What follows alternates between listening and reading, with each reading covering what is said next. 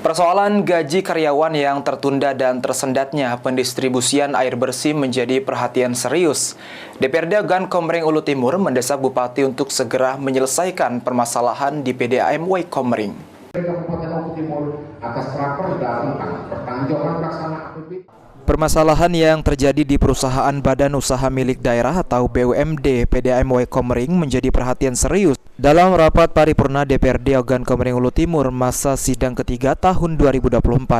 Usai rapat pembahasan dan penelitian Raperda Pertanggungjawaban Pelaksanaan APBD Ogan Komering Ulu Timur tahun 2023 tersebut, Ketua DPRD Oku Timur Benny Davidson mengatakan permasalahan yang terjadi pada perusahaan milik daerah PDAM Way Komering menjadi salah satu catatan penting bagi pemerintah Kabupaten Oku Timur.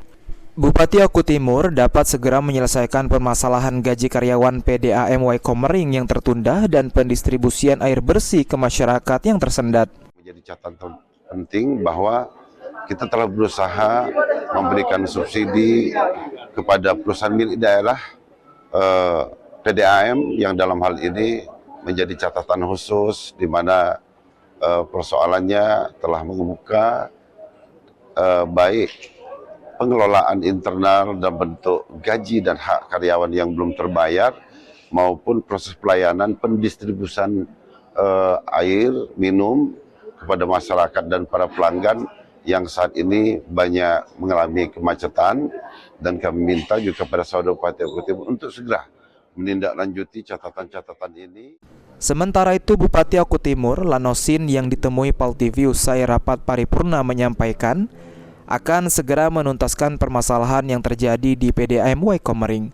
Seperti apa yang telah kita dengarkan bersama sebagai kesimpulan akhir bahwasanya PDAM para karyawannya menuntut tentang masalah gaji kepada pihak manajemennya, dan tentu dalam hal ini Kabupaten Oku Timur telah melakukan langkah-langkah dan sudah saya iakan yang penting prosedur yang harus dilalui harus benar-benar akuntabel.